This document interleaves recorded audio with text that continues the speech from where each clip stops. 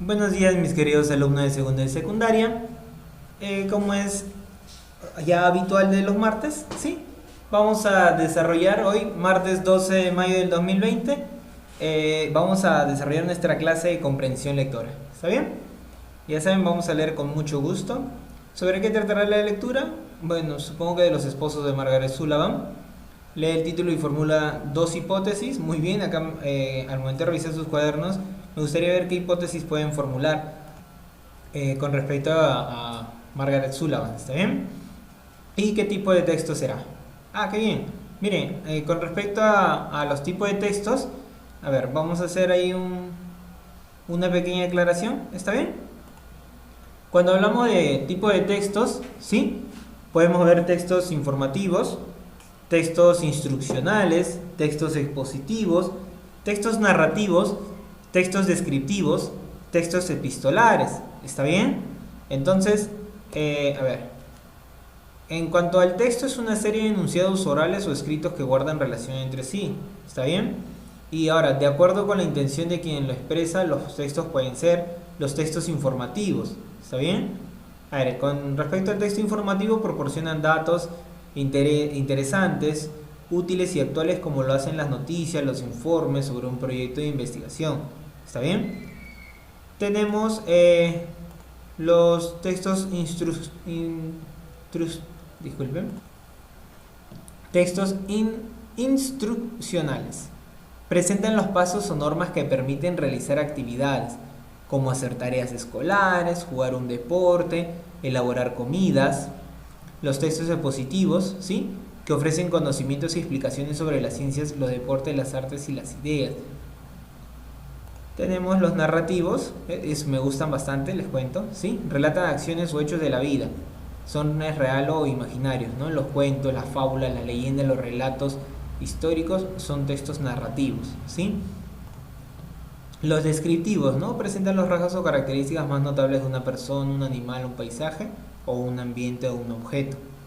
Y ya luego tendríamos los epistolares, que ofrecen o solicitan información personal, familiar, institucional, comercial, por medio de cartas, solicitudes. Entonces, entendemos que ya los epistolares, ¿sí?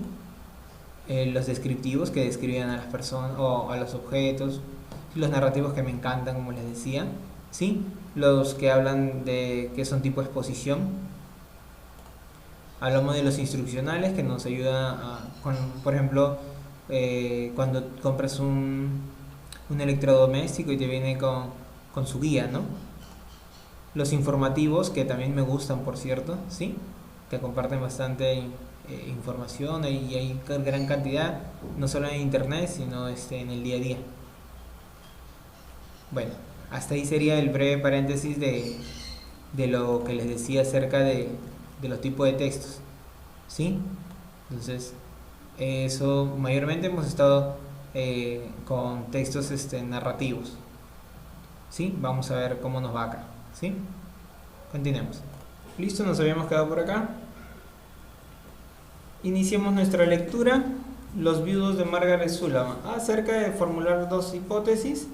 No sé, a ver, podemos pensar de que que es una mujer que tuvo muchos esposos, ¿sí?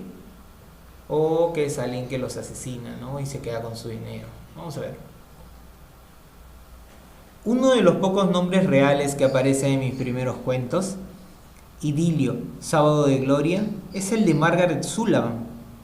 Y aparece aquí por una razón sencilla. Es inevitable que en la adolescencia uno se enamore de una actriz, y ese enamoramiento suele ser definitorio y también formativo. Una actriz de cine no es exactamente una mujer, más bien es una imagen. Y a esa edad uno tiende, como primera tentativa, a enamorarse de imágenes de mujer antes de que mujer de carne y hueso. Luego, cuando se va penetrando realmente en la vida, no hay mujer de celuloide. Al fin de cuentas, en definitiva, solo captables por la vista y el oído, capaz de competir con las mujeres reales, igualmente captables por ambos sentidos, pero que además, por otro lado, lo pueden ser disfrutadas por el gusto, el olfato y el tacto. Continuemos. Pero si bien la actriz que por primera vez nos corta el aliento e invade nuestros insomnios, significa también asimismo nuestro primer ensayo de emoción, nuestro primer borrador de amor, un borrador que años después pasaremos en limpio con alguna muchacha o mujer, que seguramente poco o nada se asemejará a aquella imagen de inauguración, pero en cambio tendrá la ventaja de sus manos tangibles con mensajes de vida, de sus labios besables sin más trámite, de sus ojos que no solo sirven para ser mirados, sino también para mirarnos. Sin embargo, el amor de celuloide es importante. Significa algo así como un preestreno. Frente a aquel rostro, aquella sonrisa, aquella mirada, aquel ademán tan revelador, uno prueba sus fuerzas, hace la primera gimnasia del corazón y algunas veces hasta escucha campanas. Y como después de todo no se corre mayor riesgo, la imagen por lo general está remota en un Hollywood o una cinecita inalcanzables. Uno se deja soñar, desinhibido, resignado y veraz, aunque en el fondo tanta franqueza sea un amor de ficción. Miren qué lindo, hasta ahora nos están presentando a un celuloide, ¿no? Es un amor de celuloide, un amor de ficción. Margaret Sullivan había sido eso para mí. Es cierto que, cuando escribí los cuentos, ya no era por cierto un adolescente, aunque todavía daban en los cines montevideanos alguna que otra película de su última época. Y aunque por supuesto no me perdía ninguna, yo ya había pasado más de una vez en limpio aquel borrador de amor, y en consecuencia podía verlo con distancia y objetividad, pero también con una cálida nostalgia, con una alegre gratitud, como siempre se mira a través del tiempo esmerilado a la mujer que de alguna manera nos ha iniciado en el viaje amoroso.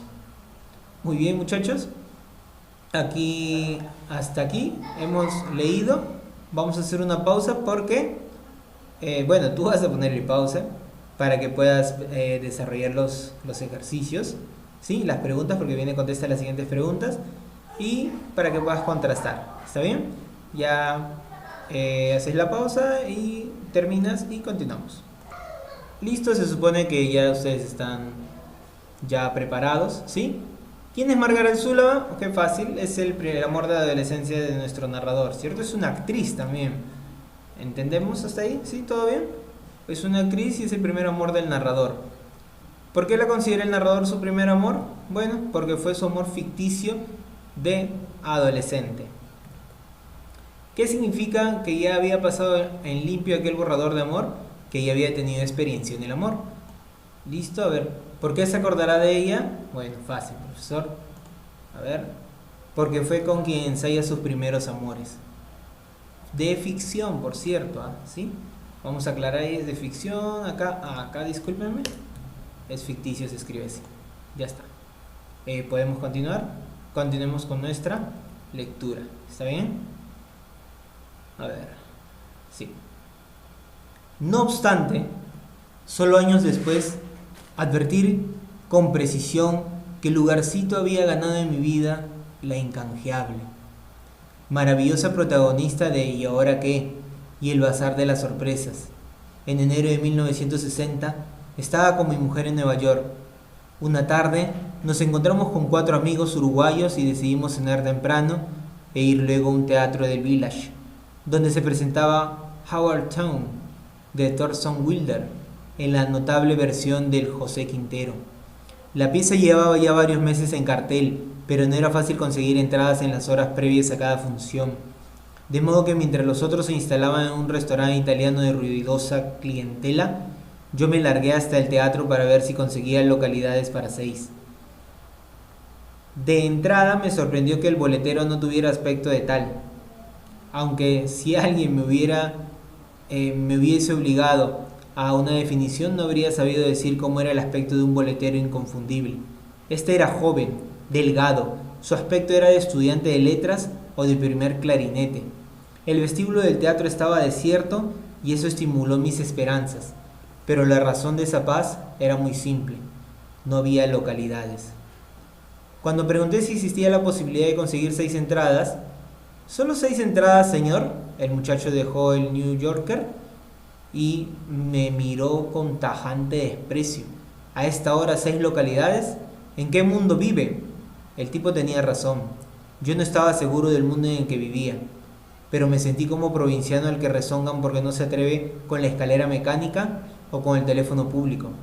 A pesar de todo no me fui enseguida. Me quedé unos minutos mirando las fotografías del elenco, tal vez con la secreta esperanza de que alguien volviera a devolver 6 entradas, ni una más, ni una menos. Entonces sonó el teléfono. El muchacho hizo un nuevo gesto de fastidio ya que debía interrumpir nuevamente su lectura del New Yorker, o porque estaba cansado de repetir con voz gangosa que no había localidades. De pronto su rostro se transfiguró. Se quitó los anteojos con gesto rabioso y dijo casi sollozando: No, no, no puede ser. Después colgó, con un gesto brusco y desprendido, tan maquinal como marginal, y hundió la vencida cabeza entre los dedos flacos y temblorosos. Yo era el único testigo de aquella congoja.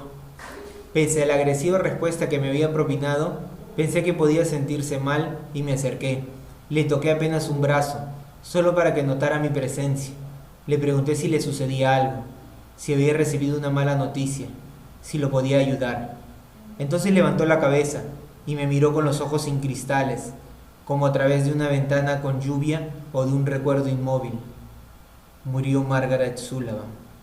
Lo dijo lentamente, marcando cada sílaba, como si quisiera dejar bien claro que se sentía indefenso, que se sentía desgraciado y que nos estaba mandando la parte. Entonces fui yo el que dije, en otro estilo y en otro idioma, claro para mí mismo y para nadie más: no, no puede ser. El muchacho no entendió las palabras en español, pero seguramente comprendió mi asombro, mi tristeza. Me recosté sobre la pared porque necesitaba algo en que apoyarme. Nos miramos, el boletero y yo. Él, un poco asombrado de haber hallado imprevistamente a otro viudo de Margaret. Allí, en el teatro, al alcance de su mano huesuda, yo apenas consciente de que en ese instante se extinguía el último rescoldo de mi ya lejana adolescencia. De pronto, el boletero se pasó una mano por los ojos, a fin de arrastrar sin disimulo las lágrimas, y me preguntó con la voz entrecortada, pero ya no gangosa: ¿cuántas entradas dijo que quería? ¿6? Abrió un cajoncito y extrajo 6 entradas, unidas por un alfiler, y me las dio. Le pagué sin decir nada. Darle una propina en aquella circunstancia habría sido un agravio, algo absolutamente descartable entre dos viudos de la misma imagen. Nos dimos la mano, todo, como dos deudos, casi como hubiera podido sentirse James Stewart, pareja de Margaret en tantas películas. Cuando salí en dirección al restaurante italiano, yo también me froté los ojos, pero en mi estilo, no con las manos sino con los nudillos. En realidad, no conocía cuál podría ser el grado o la motivación del amargo estupor del boletero, irascible y cegato, pero en mi caso sí que lo sabía. Por primera vez en mi vida había perdido a un ser querido. Bueno, ahora entendemos por qué la obra se llama Los Viudos, ¿no? Los Viudos de Margaret Sullivan. Al comienzo pensaba, bueno, yo, ¿no? Pensaba de que era una especie de ironía, ¿sí? Y que era ella la que los enviudaba, o sea, ella era la viuda y que ella tuvo un montón de esposos. O mi otra opción era que él los estafaba, ¿no? Se hacía pasar por muerta, ¿sí? Y ya ellos quedaban viudos, ¿no? Ella se hacía la muerta y se desaparecía con algo, los estafaba, pero estuvo bastante bonita la historia de Mario Benedetti, ¿sí? Muy bien, ya sabes, pausa y continuamos. Suponiendo que ya volviste de la pausa, ¿qué tipo de texto es? Ah, fácil, profesor, es de los que le gustan, es un texto narrativo. ¿Qué estructuras textuales predominan? Vemos una introducción, vemos el contexto y vemos un desenlace bastante emotivo. ¿Qué pasó cierto día en Nueva York? Bueno, fácil, profesor. Nuestro narrador y su esposa se encontraron con 4 amigos para ir al cine, ¿sí? Para ir al cine y en ese momento, al final, ¿no? Él recibe una impactante noticia. ¿Está bien? Seguiría, ¿qué dificultades presentaron? Bueno, no había entradas. Ante su insistencia, ¿cuál fue la actitud del boletero? ¿De colaboración? No. ¿Fue alegre y divertida? No. ¿De molestia y fastidio? Claro que sí. ¿Fue cortés y amable? No. ¿Por qué cambia de actitud el boletero al finalizar el relato? Oh, facilita, ¿no? Se dio cuenta de que ambos eran viudos desde ese momento. ¿Qué había? Sí, se entiende, ¿no, chicos? O sea, había enviudado de Margaret Sullivan. Los dos la admiraban, los dos posiblemente la amaron en secreto en su amor de ficción, su amor de adolescencia. ¿Qué había pasado? Falleció Margaret Sullivan. ¿Cuál fue la relación de ambos? Tristeza, clamor, lágrimas. Un clamor breve, ¿no? Algo pequeño. ¿Quiénes eran entonces los viudos de Margaret Sullivan? Los que tuvieron un amor ficticio durante su adolescencia, con ella, ¿no? ¿Cuál fue la intención del autor al escribir este cuento? Referirnos a un hecho anecdótico de su juventud. Sí, bastante muy bueno, de verdad. Crítica. Contesta en tu cuaderno. Según lo leído, ¿qué representa Margaret Sullivan para el narrador? Fácil, muchachos, hablen de su primer amor, ¿sí? ¿Habrá significado un verdadero amor? Sabemos de que no, ¿sí? Pero ahí expliquen. ¿Es inevitable en la adolescencia enamorarse de una imagen? Para algunos posiblemente sí, bueno, pero acá va tu respuesta, ¿no? ¿Sí? Tienes que explicar cada una de tus respuestas. Suele ser siempre así el inicio del amor, fundamentar tu opinión. ¿Qué impacto puede tener el amor platónico en nuestra vida? Qué interesante va a ser leer tus respuestas. ¿Está bien? Listo, muchachos, fue un gusto. Ya sería, nos vemos hasta el próximo martes. Cuídate bastante, éxitos y bendiciones.